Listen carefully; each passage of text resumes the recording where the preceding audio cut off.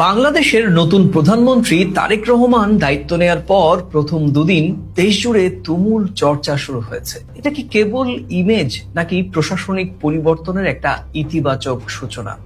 মাত্র ৪৮ ঘন্টায় কি এমন করলেন তারেক রহমান যার প্রভাব শুধু বাংলাদেশের ভেতরেই নয় বরং প্রতিবেশী ভারতও চারদিকে তাকিয়ে রয়েছে?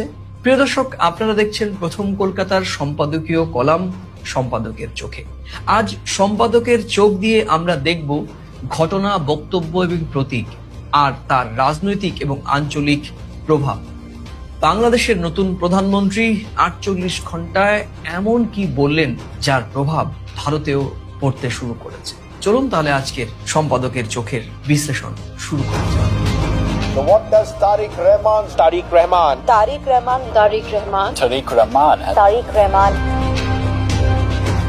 প্রথমেই আমরা বলবো যে প্রথম দুদিন কি কি ঘটেছে। যেমন দায়িত্ব নেয়ার পর জাতির উদ্দেশ্যে সংক্ষিপ্ত কিন্তু দৃঢ় ভাষণ দিয়েছেন প্রধানমন্ত্রী তারেক রহমান। একই সঙ্গে দুর্নীতির বিরুদ্ধে জিরো টলারেন্সের ঘোষণাও করেছেন তিনি। দখল, চাঁদাবাজি এবং বাজার সিন্ডিকেট ভাঙার অঙ্গীকার শোনা গিয়েছে তার কণ্ঠে। সচিবালয়ে নির্ধারিত সময়ের আগেই তার উপস্থিতি গোটা বাংলাদেশে এক ইতিবাচক বার্তা ছড়িয়ে দিয়েছে। আর প্রটোকল কমিয়ে ঢাকার যানজটের মধ্যে চলাচল নিঃসন্দেহে একটি হিমালয় সম দৃষ্টান্ত স্থাপন করেছেন প্রধানমন্ত্রী তারেক রহমান।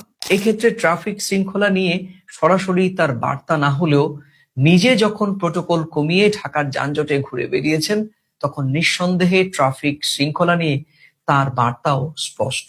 কয়েকজন মন্ত্রীর কঠোর এবং আত্মবিশ্বাসী বক্তব্য যা এরই মধ্যে আন্তর্জাতিক, বিশেষ করে আমাদের ভারতীয় গণমাধ্যমেও ব্যাপকভাবে জায়গা পেয়েছে। এগুলো নিঃসন্দেহে কোনো আলাদা ঘটনা নয়, কিন্তু বাংলাদেশের রাজনৈতিক প্রেক্ষাপটে এটি ইতিবাচক স্টেটমেন্ট বলেই মনে করা যেতে পারে। পয়েন্ট টু পয়েন্ট বিশ্লেষণে এবারে প্রথমে শুরু করব তারেক রহমানের জাতির উদ্দেশ্যে দেয়া ভাষণে, যার মূল সুর কি ছিল। জাতির উদ্দেশ্যে ভাষণে তারেক রহমান কয়েকটি বিষয় পরিষ্কার করেছেন। রাষ্ট্র চলবে আইনের শাসনে, দুর্নীতির বিরুদ্ধে কোনো আপোষ নেই, ভালোর সঙ্গে থাকবো, কালোর বিরুদ্ধে লড়বো। তিনি প্রতিহিংসার ভাষা একেবারেই ব্যবহার করেননি, বরং শৃঙ্খলা, জবাবদিহিতা এবং দায়িত্ববোধের কথা তার বক্তব্যে স্পষ্ট হয়েছে। এটি একটি গুরুত্বপূর্ণ টোন সেটিং বলা যায়, কারণ ক্ষমতার পরিবর্তনের পর সাধারণত ভাষণ হয় আক্রমণাত্মক। এখানে ভাষা ছিল দৃঢ় কিন্তু সংযত। সচিবালয়ে সময়ের আগেই উপস্থিতি, কি বার্তা দিয়েছেন? দায়িত্ব নেওয়ার পরপর দুদিনই তিনি নির্ধারিত সময়ের আগেই সচিবালয়ে উপস্থিত